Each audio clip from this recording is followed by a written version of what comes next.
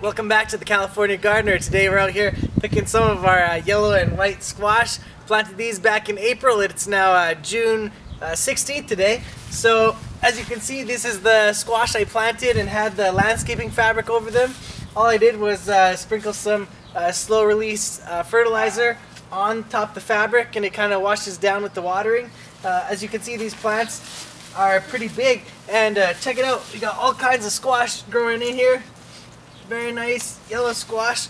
Look at that. There's a beautiful crooked neck yellow squash. You want to pick them before they get too old and hard.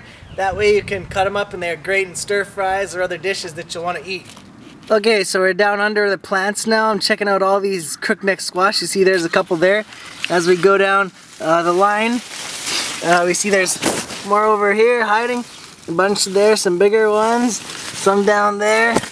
Yeah, more littler ones starting here. See more blossoms, and actually they're hiding all over the place here. So as you come down to this side, we have a different kind of white squash. This is, I forget what these are called. But anyways, you don't want to let them get too much bigger than this because they start getting really hard. Here's actually a different looking one. It's actually shaped differently than I expected. They're usually shaped like the other one. This is almost like some sort of pumpkin type shape.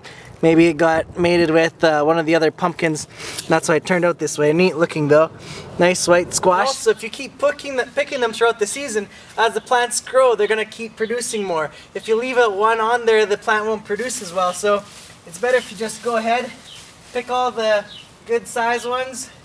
Just twist them off actually. You can just twist the plant and it breaks the stem, or come along, cut it with scissors. That's the best way. So you want to pick them all when they're about that size.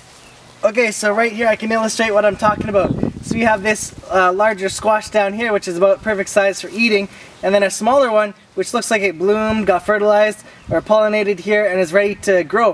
If we don't pick this one down here, this one won't do really well. So we've got to go ahead and just twist this one off, and so that other one can keep growing. So we'll just break this one off right at the vine like that. And that one will keep growing, do well, and then we'll have another one in a few days. As long as conditions are right, these will grow like vines and just keep making more and more fruit. Okay, so I was digging around in my big mess of squash here, and I found this nice little zucchini. So this is about the perfect size for eating too. So we're gonna go ahead and just twist this one off before it gets too big. There we go, just broke it off like that.